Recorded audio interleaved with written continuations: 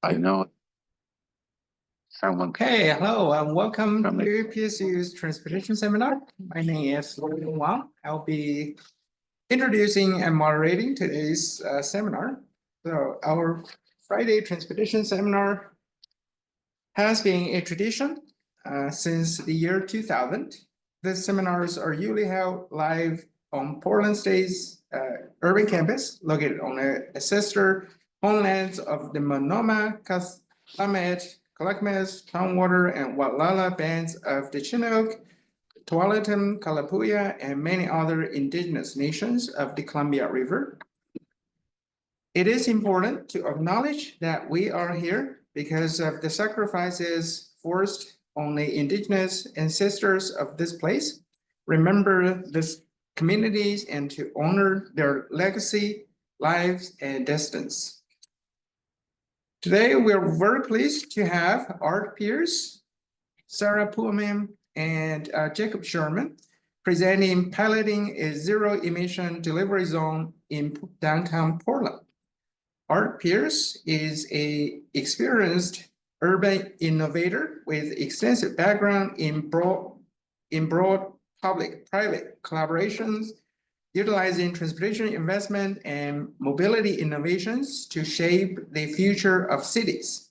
He has 26 years of experience envisioning and driving changes in Portland's transportation system, establishing policies, planning, and delivering transformative investments, overseeing people-based behavior change and mobility progress.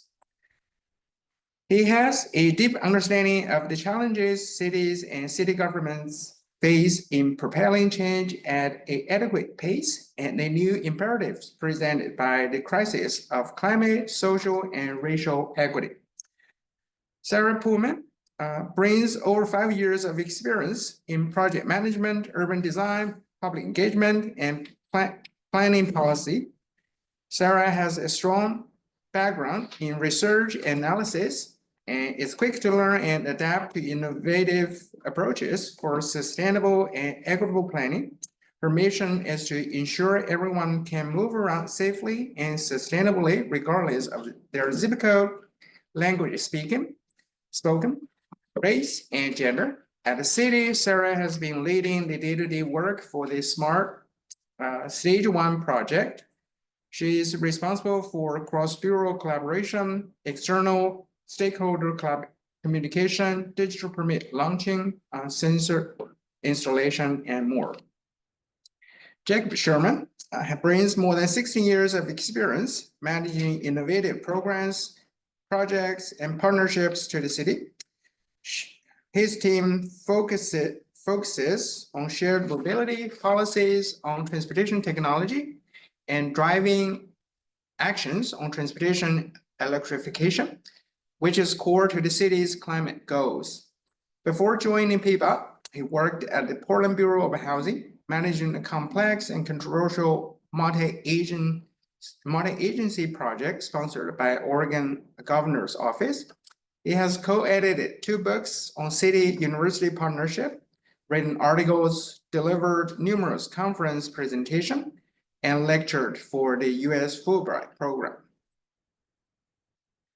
This is our final seminar of 2024. Information about the 2025 seminars will be coming soon on our website.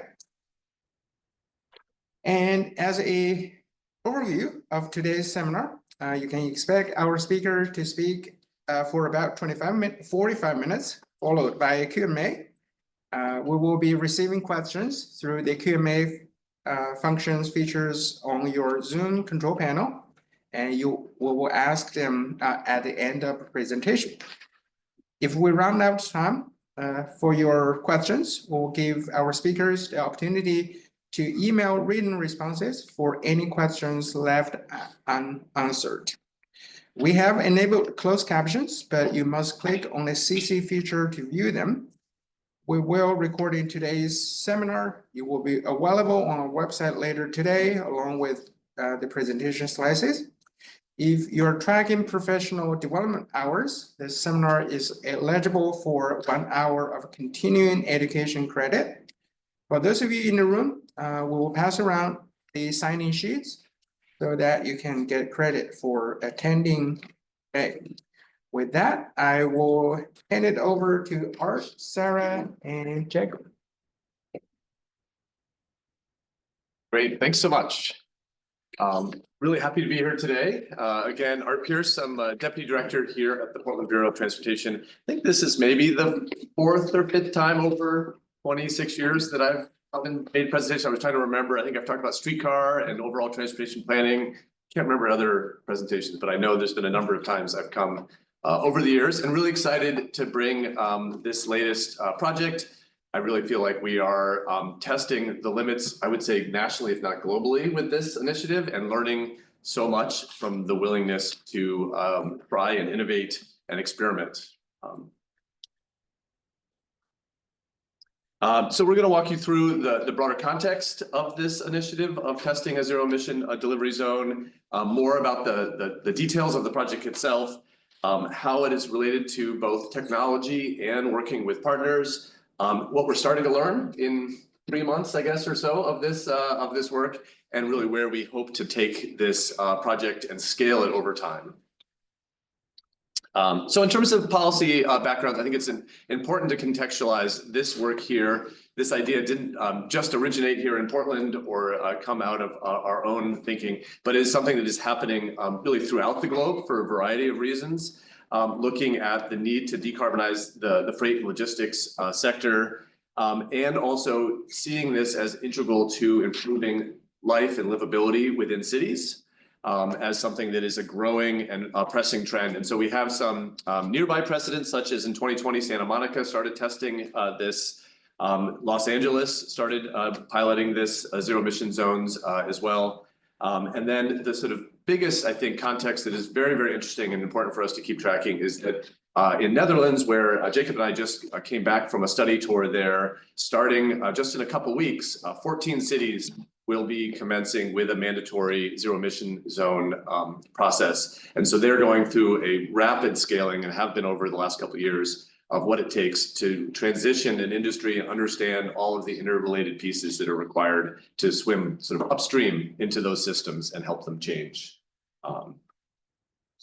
So why is this important? I think it's very important to recognize that freight and logistics is a major contributor to GHG emissions, only 5% of overall traffic, but 24% of the emissions. And similarly for other NOx and PM2.5, both of those are very relevant to the health of our cities. Also really interesting to think about Multnomah County being in the top 1% of diesel emission exposure nationally. It means this is a very pressing and real issue to health and livability here locally. Another big trend that I'm sure we're all aware of, but I think it's worth being conscious of, is that e-commerce, as a really rapidly changing trend, is shifting this conversation from one that feels more distant from our homes to one that is stopping at our door and our businesses multiple times a day. So it's no longer something that is sort of away and distant from our daily lives, but is actually very visible, and I think becoming more pressing as a result of that. The last thing I think is, particularly when you travel to other environments and see how they have attended to the impact of the logistics sector, is an understanding that large trucks, the emissions from large trucks, the noise from large trucks, has an impact on the potential for us to transform our cities. Outdoor dining, peaceful play, having playgrounds in our cities, all those things relate to noise, vibrations, feelings of comfort and safety, the viability of our cycling infrastructure. All those things relate to how the logistics sector functions within our cities. Portland, longstanding leader on climate policy. We were one of the first. We were the first city in North America to have a climate plan, and have a whole series of plans that have each reinforced the importance of attending to freight decarbonization. But candidly, we've struggled with figuring out how to make headway into this area. We've had lots of long conversations with our Freight Advisory Committee and have made some good progress. But this is, I think, for me anyway, it feels like one of the first really tangible tests of figuring out how we can maybe change some of these systemic assumptions for the better of the city. So, very, very obviously, this is related to climate around public health. This is also a key factor. And then also specifically for safety and sort of the way the logistics sector functions both within our downtown, but also in the places where these goods are coming from for their middle or last mile trips. Really exciting also in this is that if you look at the types of vehicles and the length of their trip, it is possible for us to in co-creation, help change the way that we are deciding to move goods from larger, logistic warehouses to middle mile consolidation centers and to last mile delivery. And so you see that there's a lot. These vehicles, cars, pickups and vans, box trucks are all things that are more ready and more capable of moving towards electric cycle logistics and others than what we picture in freight, which is a big WB67 needing to navigate through a freeway environment. So in order to test this question that we sort of had out in front of us for a while, luckily USDOT offered us an opportunity through the SMART grant program. And Jacob and Sarah took the initiative to chase this opportunity of $100 million nationally. And we were successful at getting about $2 million to commence this test as a stage 1 grant with the goal of understanding internal buy-in, what types of partnerships are required, understanding what it would take to implement this at scale. We're sort of testing a minimum viable product of this right now. And then really understanding what are the institutional barriers, the technical limitations, poor performance related to all this. And I think I described this as a very elaborate conversation starter, but essentially through doing this and announcing we now have a zero emission zone, immediately got all these phone calls that allowed us to then explain why this is important, understand what is the constraint they're worried about. Oh, you have this type of delivery that needs to be dealt with, or you have these various different elements. We didn't have a mechanism to start that conversation as effectively and get the sort of impact and penetration of that conversation until we said, hey, we're going to do this thing that brought a maintenance manager from a downtown building to say, oh, this is actually relevant to my day-to-day existence. I'm going to pick up the phone and call you. So in order to test this, we intentionally chose a geography that we felt like we had a lot of good, strong institutional partners that we had alignment with. So we chose the area around some city buildings, county buildings, federal buildings, where we felt like we had good overall alignment, could create kind of a controlled test environment where there wasn't quite as many stakeholders that needed to be attended to.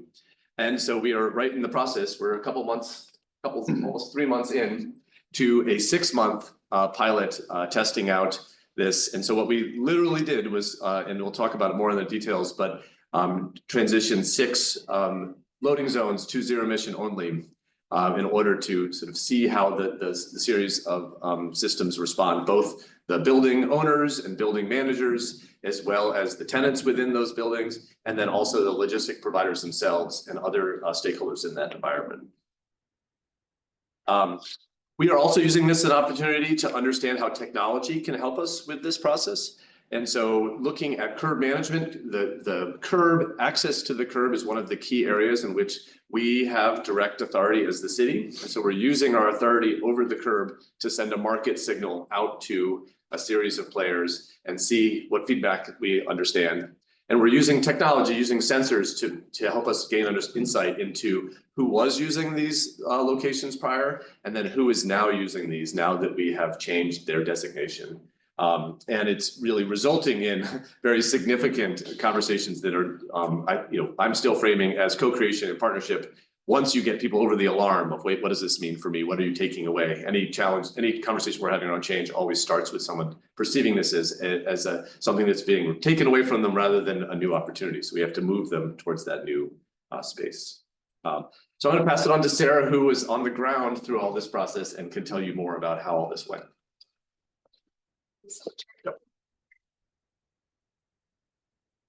So during this process, we conducted a pretty robust public involvement process from early spring through the fall, and that consisted of a few different elements. We And we worked with PSU with John MacArthur, Nathan McNeil to mail surveys to all the businesses in the project area so we could alert them and let them know what's going on, but also understand what their needs were, what deliveries looked like, because we really didn't have a baseline data of who was getting deliveries, what that entailed until now. We also held one-on-one meetings with these large delivery companies. We can think of like the major 5, but also with the small businesses that run downtown and are integral to making Portland unique. We convened 11 focus groups during this time. And so we invited private and public sector businesses to chat with us. We convened a focus group for privacy and data advocates, especially in relation to installing these sensors for the demonstration project. We also worked with Neighbors for Clean Air to focus on the environmental justice aspect. And we had a focus group for the unhoused Portlanders that live in the project area, because we know that they're on the ground and experiencing the greenhouse gas emissions and the air pollution all the time and sort of deeper than any of us can describe. We also met with other Portlanders who live near other distribution centers or freight corridors where they experience the rise of e-commerce, where everyone is getting a package delivered to their house. They experience the trucks. And so just understanding if this is something they would support, and like moving forward, what does this look like for them? And lastly, we also spoke with community-based organizations who could help us make the policy and sort of push this initiative forward. We were able to connect with industry at various meetings, and that was super helpful to understand and sort of push our way to share more about the project, meet with their sustainability managers that we might not have gotten in contact with otherwise. And that really helped us get over the mark and sort of get their involvement in our demonstration project. And then prior to launch, we also really want to make sure that we don't want to alarm anyone. We're not trying to have like a gotcha moment, but we want to show folks that we are changing these 5 existing truck loading zones, reprioritizing them into zero-emission commercial delivery loading zones. And so we handed out flyers, we have signs out, some of them which are still out there today, just to really let people know what was going on. And some takeaways from our robust public involvement process is that we learned that on average in the project area, truck loading zones are used improperly 3 to 4 times. So that means that in the loading zones in our project area, there is a passenger car, an Uber Eats, or a Lyft driver, and they're taking up space in this existing truck loading zone that is meant for a FedEx driver, for a small business delivery, and they're just taking up that space. And then that leads to double parking, that leads to circling and increasing VMT. And what we're trying to do with this project is reprioritize that space and incentivize delivery to transition their fleet to zero emissions so they can have this sort of sought after space. We also, in speaking with industry, we know and that industry has sustainability commitments. Another one of the reasons we chose this project area is a lot of these we know all these government buildings have climate commitments. They have goals for 2030, 2040. And so we know that at some point, they need to do something differently to reach these goals.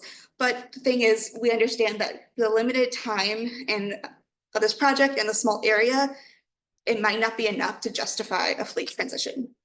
And also, we are asking for zero emission vehicles only for this temporary stage 1 6-month demonstration period, but acknowledging that there are other low emission solutions that may be less complicated and less costly.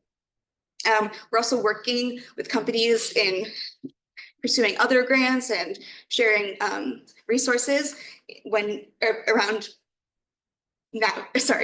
charging their EVs and sort of understanding what they would do once they transition to a fleet and now they have these vehicles, and like where do they charge them? What does that look like? And also as a result of the focus groups with our Portlanders, both downtown and near the freight corridors, we understand that they are really interested in obtaining the benefits from this Zero-Emission Delivery Zone. they want what we are trying to do, but fear that in the with our small project, both in time and area, they may not experience those benefits. And so we are also really grateful because part of the project we've been working with Beeline Urban Freight Logistics. I don't know if you all have seen their e-cargo trikes around town. They have a big yellow box on the back of them, and they're about a mile away from our project area. So working with them, we can trial diverting deliveries from conveniently other internal combustion engine trucks to Beeline. So then when they enter the zone, it is zero emission. So over to Jacob. Great, thanks, Sarah. As Art was saying earlier, a key part of our grant project is also the technology innovation side of this. One of the things that we've done in this project is taken our kind of analog physical signs that you see on the city of Portland, as well as cities across the entire United States, and we started to digitize them and be able to digitally code them so that we can also digitally communicate them out to industry so they can understand what the literal rules of the road are. This was something that we did using something called the curb data specification. It's an open source data standard that's stewarded by the Open Mobility Foundation. And working with INRIX, we took the city's basic GIS layer of the parking slots in downtown Portland and validated them and actually expand the inventory citywide. And so now we're getting ready to go through a process to try and validate their data and make sure that it makes sense. But what's really interesting and exciting is that INRIX, being a large data transportation technology company, they push data out to the private sector. And so this data is actually already starting to be used through OEMs. When you get into your car and say, I want to go here or there, some of this information is being publicly available. And we're hoping to make it more available to freight stakeholders so that they perhaps can route more efficiently. One of the other components of the project was, as Sarah and Art had mentioned, is testing out some of these advanced parking sensors that are on the market right now. This is a space that PBOT has dabbled in very briefly. And as technology has advanced, we wanted to get a better understanding of the efficacy of the technology and how the technology could be used kind of in conjunction with the zero-emission delivery zone. So we went through some desk research to kind of analyze a bunch of different companies, worked with internal stakeholders, including our signals and streetlights team. Shout out to Peter Kuntz and his expertise, as well as his team, for helping us vet some of these companies. We ultimately settled with 2 companies where we've installed sensors at the 5 zero-emission delivery zones, and then 3 other sites, just to start to collect information about how the curb is being used. This is really important because, as you may or may not be aware, cities have a very limited understanding of how our curb is being used on a daily basis.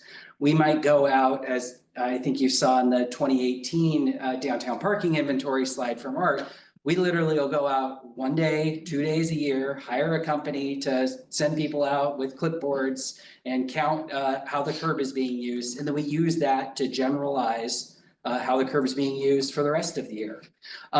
These sensors are allowing us to start to develop a fine-grained understanding of how the curb is being used 24/7 at these specific locations, so that we could see ebbs and flows and other things that we would simply miss in a large-scale inventory. And so what this is starting to look like is some of kind of the visualizations that you see here on the screen. The top one is from a company, Clever City, and this is showing kind of utilization at the 6 or 8 different loading zones over a period of time. The visualization here at the bottom is from a company called Automotus, and this is kind of specific stats about a specific loading zone over a period of time.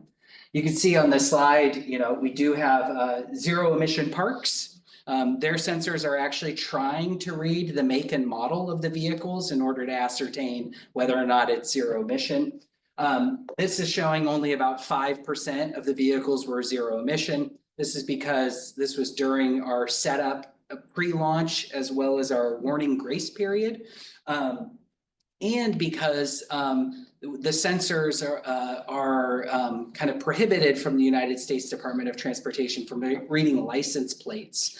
So we do have license plate data where we're able to confirm whether or not it's zero emission. But you can imagine for a computer vision sensor, it's hard to really figure out, is that make and model actually correct, and is it zero emission? So we're going through a process right now of trying to start to validate and analyze the data. It's also important to note that the sensors are not being used for enforcement. It's just for data collection purposes, although some sensors like this are being used in other cities for automated enforcement activities. One of the other things that we've done is in kind of trying to improve service as a bureaucracy is moved away from a paper permit to a digital permit. And so you might be familiar with the Parking Kitty app here in Portland, where you can pay for your parking on your phone. We've been working with Passport, who is the backbone of that, to also create a digital parking permit, so that again, we can kind of officially validate whether or not the vehicles using these loading zones are zero emission. So industry players and partners can come in, they can fill out their license plate information, their make and model, hit send, it's routed over to Sarah, checks make and model, it's then sent over to parking, where we get them queued up so that when parking enforcement is going down the street, parking enforcement is able to just simply scan the license plate, confirm that it's zero emission, and not have to have our parking enforcement officers try and figure out the make and model and if it's zero emission, or look for a tailpipe or any of those other sorts of things. One of the other really exciting things on the technology side is the partnership that we have developed with Beeline Urban Logistics. One thing that Beeline has done as part of this project is installed IoT devices on about half of their fleet of commercial e-cargo bikes. You can see one of their large format e-cargo bikes here on the slide, where that cargo container is about 4 feet wide, about 4 feet long, about 4 feet tall, and able to hold hundreds of parcels. So with working with Beeline, they've installed IoT devices that's tracking GPS movements around the entire city on those vehicles. We have actually worked in partnership with INRIX. Data from Beeline is being sent to INRIX, who's converting it into an open source data specification called the Mobility Data Specification.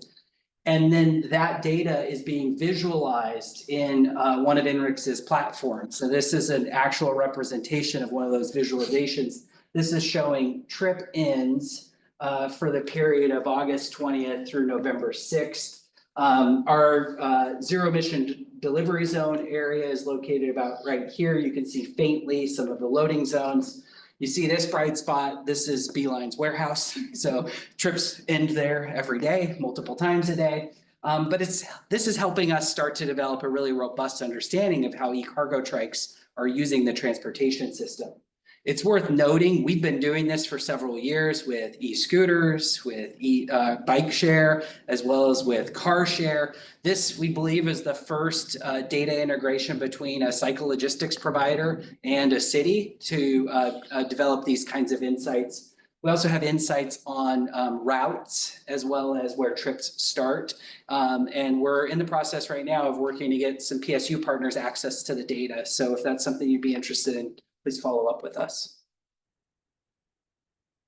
I'm just going to go back for a second. All of this stuff is pretty darn cool and really has never been done before. So I'll just hit that one.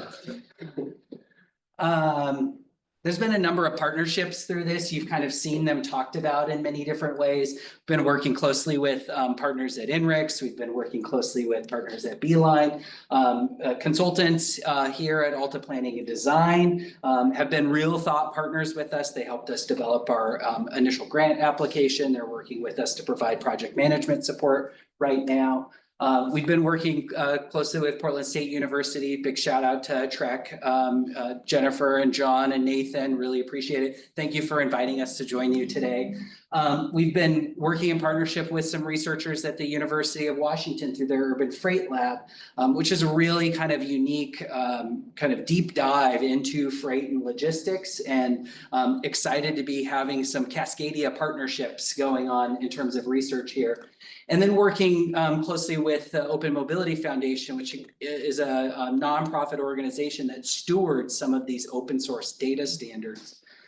Working with the OMF, we are actually part of a cohort of 8 other US cities that are all trying to digitize our curb rules in the way that I was kind of describing in those technology innovations. And we're doing that so that what we develop in Portland scales across the US.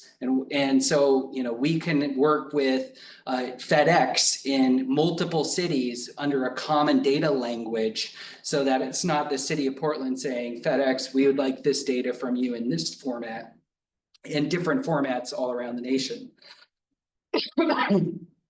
Excuse me. So we've had a lot of positive outcomes as a result of the project. The market signal, we think it's proving successful. So companies like DHL, when we talked to their sustainability director, they made a decision on that phone call to buy 4 electric trucks and send them to Portland. I might actually just have you take it. I'm like watching my voice go. Thanks, Sarah. Yeah, thank you. Yeah, so market signal is proving incredibly successful, like Jacob saying. So when we announced this pilot project, FedEx got on the phone and they were saying, yeah, we want to test our first EV trucks in the Portland area in your pilot project. We know that DHL, sorry, I might have said FedEx, but I meant DHL, excuse me. We know DHL is around, they've been testing and using zero emission vehicles all around Europe, but just having them come to the Portland area and respond to our pilot is really exciting. As well, like our internal, the city's internal printing and logistics firm, we didn't have an EV, we didn't have a zero emission vehicle, and they were a little bit hesitant, understanding, as you know, other businesses are, will it get me where I need to go? And so Jacob and our team, we worked together with their team to say, why don't we give you a test run, can take it to your furthest route, and if it works, then we can help purchase a zero emission vehicle with these smart funds. And lo and behold, it did work, and so now we were able to purchase the first zero emission vehicle. Additionally, we created the first MDS feed for a logistics company, as Jacob was talking about, and we have this contract in play now with Beeline that we're looking for other businesses or private and public sector partners who want to trial diverting deliveries like I was talking about earlier, and really see for the rest of this temporary demonstration period, does that work? Does that reduce emissions in the project area?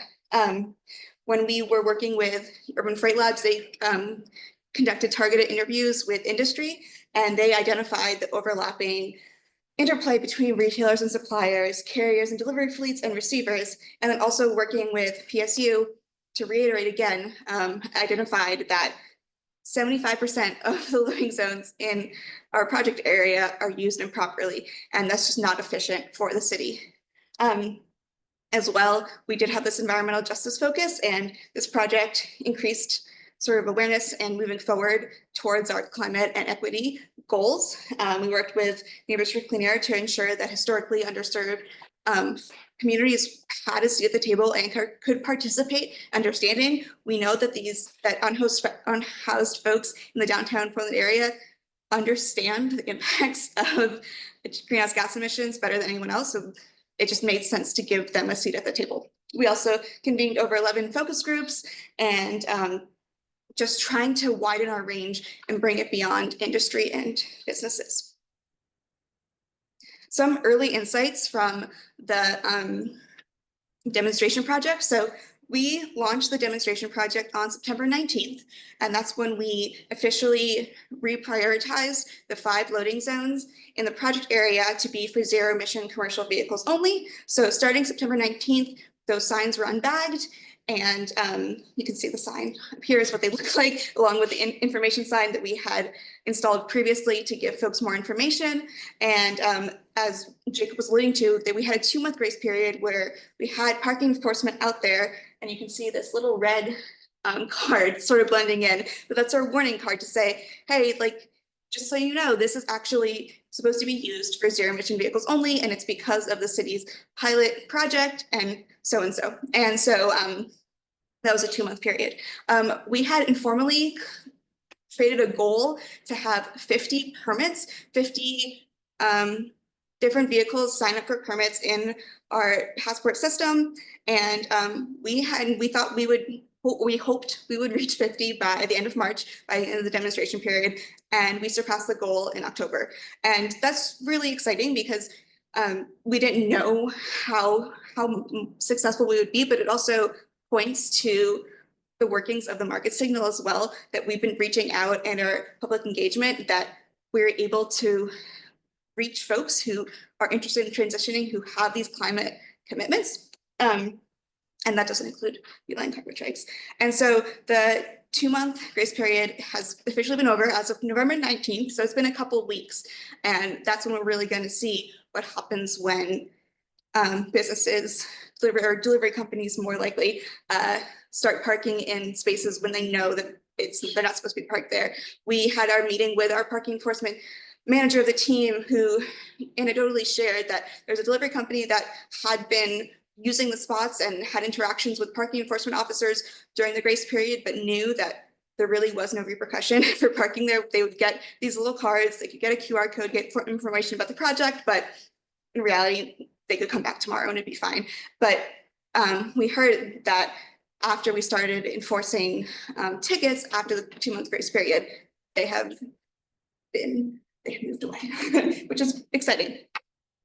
It uses sort of that carrot and stick model that we want to incentivize vehicles to have a spot that's close to where they need to be when they're unloading and delivering, but also understanding that we do need to, the city of Portland is a regulatory parking system, and we do need to comply by those rules. But at the same time, the purpose of this project is not to enforce tickets. We are not trying. We would love instead to have businesses transition their fleets to electric vehicles, talk to us about sort of diverting deliveries to Beeline, and we would love not to give tickets to anybody. But as I said, that without enforcement, improper use sort of the loading zone continues. Some statistics from the technology that Jacob was talking about is that currently about 17 vehicles park in each zone every day, and they park there for about 20 minutes.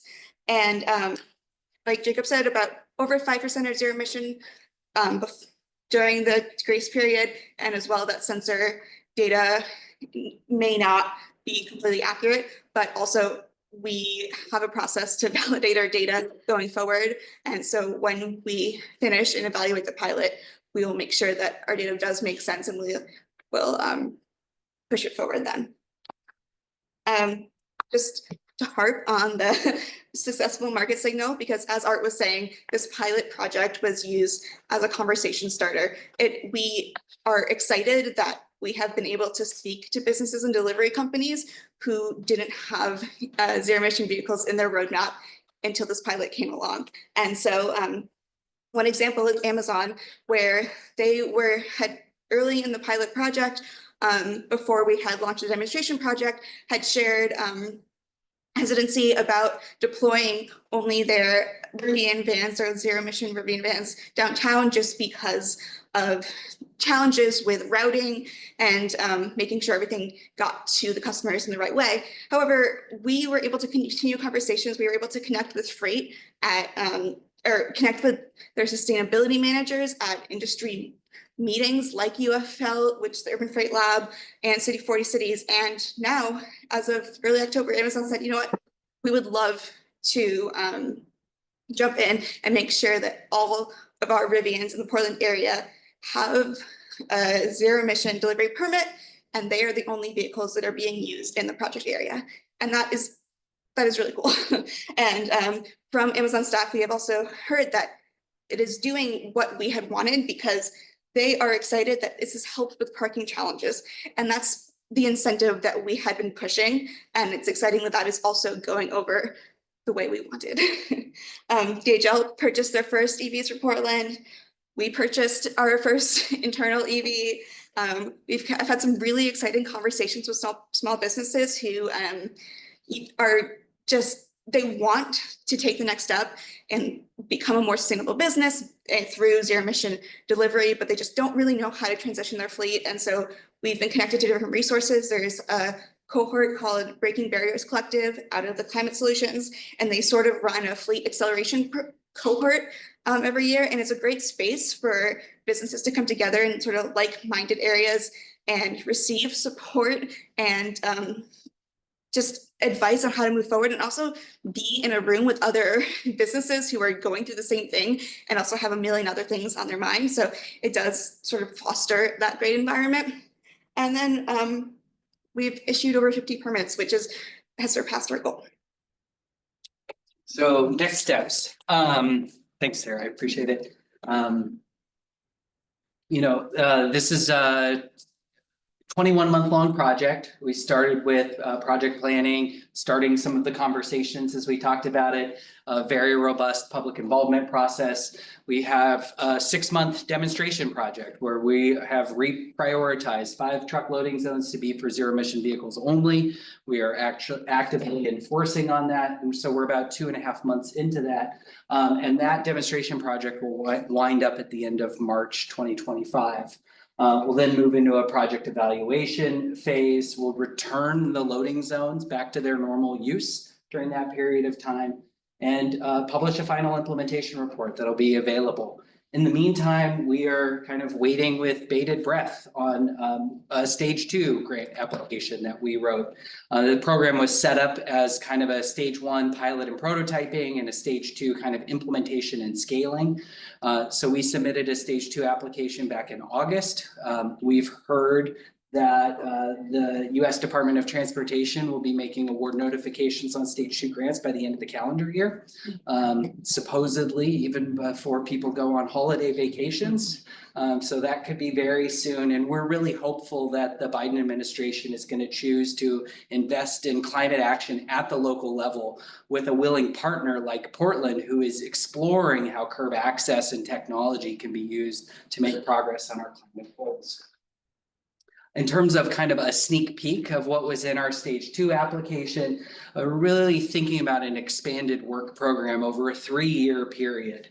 And that would involve additional planning and public involvement to reestablish the zero emission delivery zone, considering things like changes to the geography. So where would it physically be, as well as the time scale.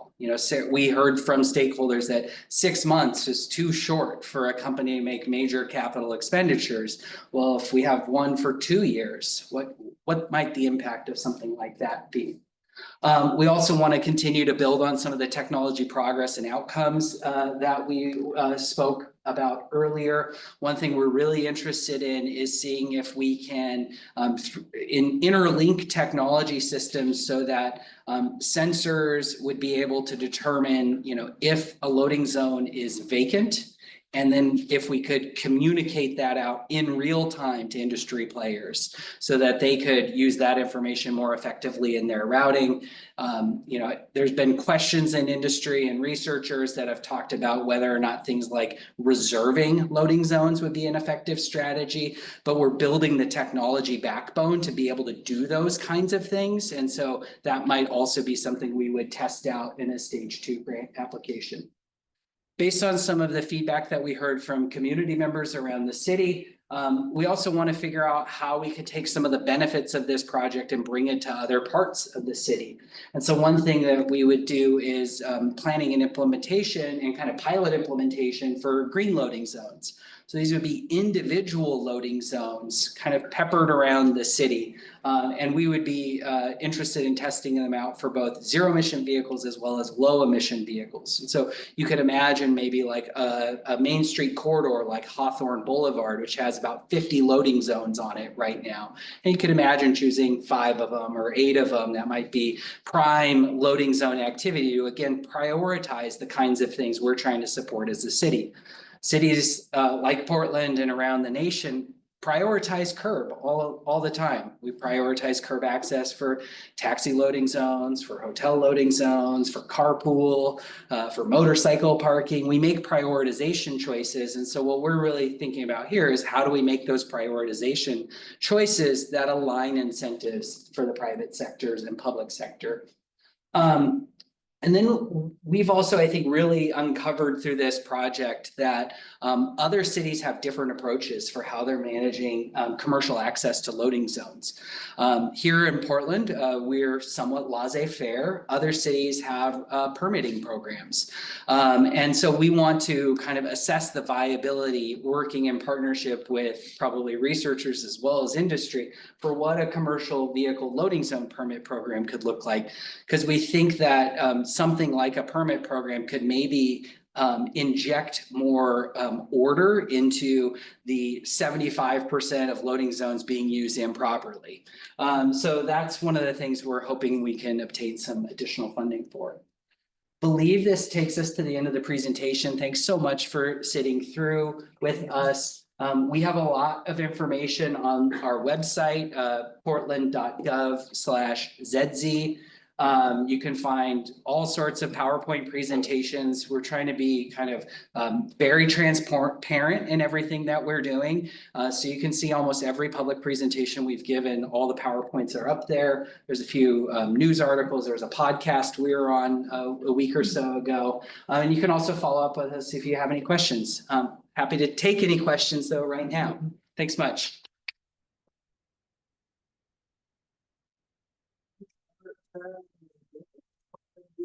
Viewing the webinar, please feel free to submit your questions. The Q&A features in the control panel at the bottom of your Zoom window. For those of you, of course, you can raise your hand. Any question? Start with, Hi, I've been following this project for a while, very excited about it. I'm fascinated by your Amazon story, because that implies that Amazon has the ability in their backend systems to assign a zero-emission vehicle to a given delivery. I would love to tell Amazon, you may only deliver to me with zero-emission vehicles, even if it means I get my delivery a day later. Have you thought about how in later phases to mobilize retail consumer sentiment to help drive this in the future? Yeah, we've been exploring that, nothing against our partners at Amazon. I don't purchase a lot through Amazon, but one thing I learned through this is that as everyday consumers, there is a consolidated delivery day function that you can turn on, so that instead of getting your order tomorrow or 3 days from now, you can actually choose a delivery day. They call it delivery day. And so you could choose a delivery day where your things would be coming together. Through this project, we've actually started a conversation, and it's probably a long conversation because we work in a large bureaucracy, about could the city actually choose delivery days? And if we chose delivery days, could we then say to Amazon, we want them exclusively in zero-emission vehicles? Well, they've already done that first part, but we're starting that kind of conversation. I think it's a really interesting idea for how we as a city or community members can try and raise some of those questions up to say, as consumers, these are some of the things we want. And so, I don't know good tables or platforms for that, but it's a very interesting question. I think even, at least for me, as someone who's worked in transportation for a very long time, has been part of a couple updates to the Freight Master Plan. This feels to me like the most tangible conversation with some of these logistic providers that is getting into this kind of detail. And so I do think we're learning a new type of conversation through this pilot that I think is leading us to, oh wait, could we ask for that? How would we do it? Rather than it being sort of an amorphous other entity that we don't really even know who to call.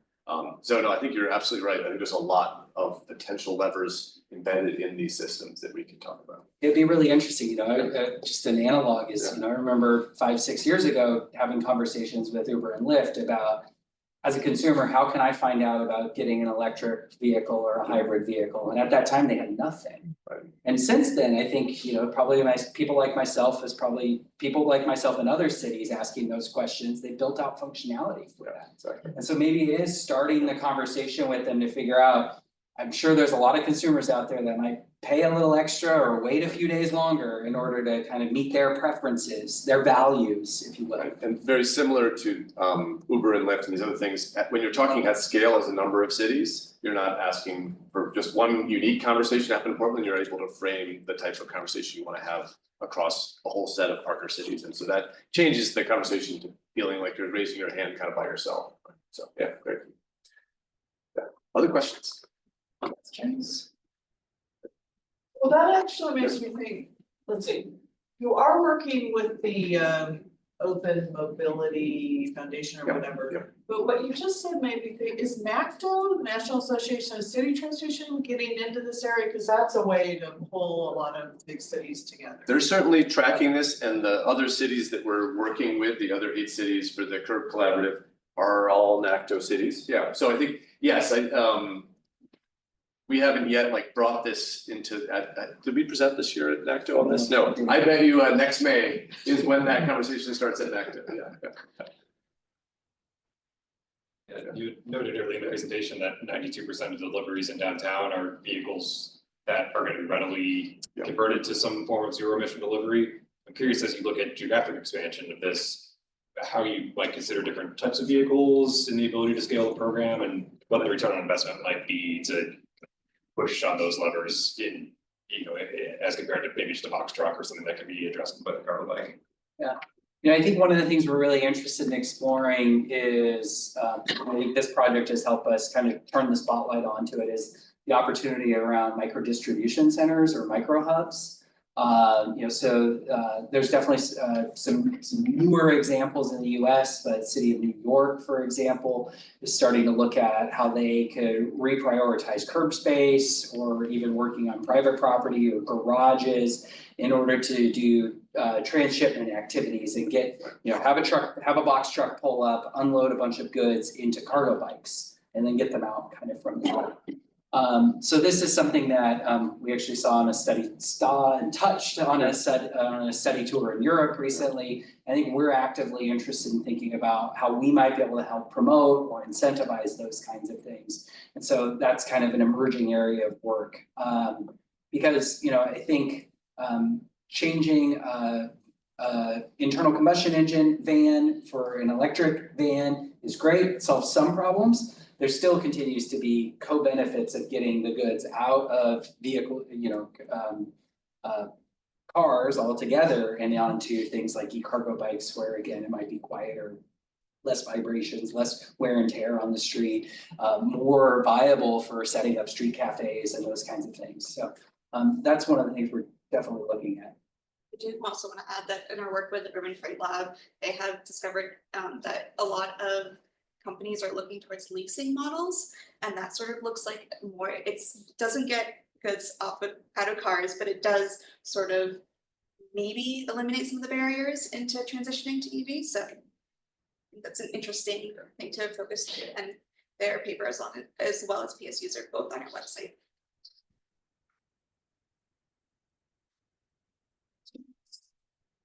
Are there any online questions that need to go? Yeah, we can ask a couple of things about numbers. Okay. So we'll start with the line here. If additional funds are awarded for a stage 2, would you be looking for additional private partners to test out new solutions? And then an example provided was parcel lockers and or micro hubs to be used as delivery and or collection points. I think we're always interested in talking to private sector partners. That's probably one of the most exciting parts of my job. So I'd say, you know, reach out and we can start a conversation, recognizing sometimes those conversations take a while, but you know, I think we're trying to be a test bed for innovation in this space. And so we'd be happy to connect. Yeah, I think it raises the important point of each of these are part of a larger system. And so just focusing on one individual use case is probably not going to create enough of a market shift. And so exactly that, you know, how can consolidation centers, how can lockers, how can these various things that are off the street be part of an overall platform of change is, I think, a really key point. Okay, another one from online. Do you have any data on the increase in beeline deliveries based on your outreach to small businesses to utilize their services? Yeah, I don't think we have a net increase yet. We've been working on that. Sales cycles take a while in order to get things put together. But we were just meeting with them yesterday afternoon. There are some really interesting partnerships like at play that are hypotheticals at the moment, so can't really talk about that. But we're hoping that this project is going to be able to kind of increase e-cargo bike deliveries in Portland in partnership with Beeline or even potentially other companies that might be out there that want to, come here. I think that sort of invites a great opportunity for if you are in business downtown or you work somewhere, think about how deliveries get to your businesses, and if converting or trialing deliveries on Beeline makes something that makes sense, definitely reach out to us or connect dots. Yeah, we do have a little bit of subsidy that we can provide in order to actually have like goods rerouted over to Beeline and then biked in as part of kind of the test model here. So we're definitely looking for kind of willing participants in that space. It's a really interesting thing, and I think kind of goes back to maybe Chris, your comment. I think many of us working in organizations don't recognize that we are consumers who have market power that can go in and talk with companies that are providing us goods and services. And as individuals, we might feel really small, but I think one thing that this project has done is we've been talking with PSU and been talking with the county and been talking with the federal government. It's starting to kind of create some collective market power to be able to go to companies and say, we'd like to consider things being done differently. So. Art, we'll do one more online question and then we'll go over you to there. All right, so is there a way for smaller businesses to easily opt in to zero emissions delivery themselves? For example, would they just have to reach out to Beeline or another company, or do you have some set of resources for them? Yeah, so I think we have a collection of resources like the Breaking Barriers Collective that when we get in touch with small businesses, we can sort of share these sources. Also, reaching out to Beeline is always a great option and can come through the city too and you can form this partnership. I know that Beeline is very excited to get an increase of deliveries and especially into the zone. They've been great partners to work with. I think as well, we've been as a team, as a mobility innovations team at PBOT, we've been pursuing other grants to help out with wraparound services because we know the transition for businesses, especially smaller businesses, to acquire a zero emission vehicle and then take care of it. And then just like all the services that and all the aftermath of purchasing a vehicle. So and it's separate from this grant, it's sort of like a complementary grant service. And so we are consistently looking out to see what resources we can use to, or resources we can get to help small businesses sort of move forward. So I think that we connecting, as Art was saying before, this is really about starting conversations. And so we love to be connected with small businesses and see how much we can help out and what their individual needs are and sort of what their roadmap future looks like. So it seems like long-term, if this is going to work, enforcement is key. And so did you learn anything in your trip to Netherlands or about how to do enforcement right? Or do you know what level of enforcement is necessary to ensure compliance at a high enough level that things are performing right? No, we don't know. And I think that's really gets to culture.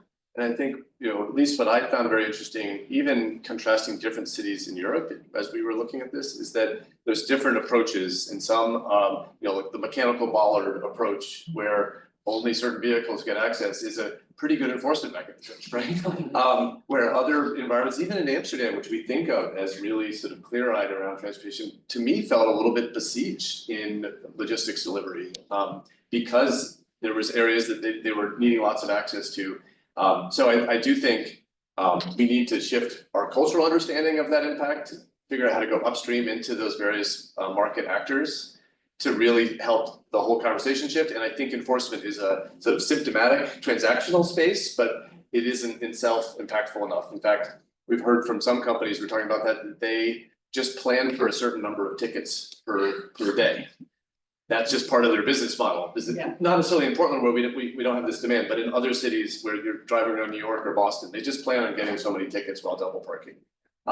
That's a dysfunctional solution, but we need to figure out how to really shift the whole Because conversation. if you can't do automated enforcement. Right.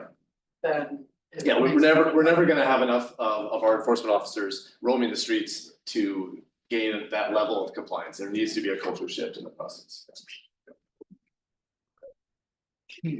Next time. We are at time, so thank you all for attending today's Friday Transportation Seminar. For those who joined remotely, after the seminar ends, you will have the opportunity to complete a brief survey about today's event. It should only take a few minutes, and we'll really appreciate your feedback. Thank you, Art and Sarah and Jacob, for your presentation, and thank you all for joining us today.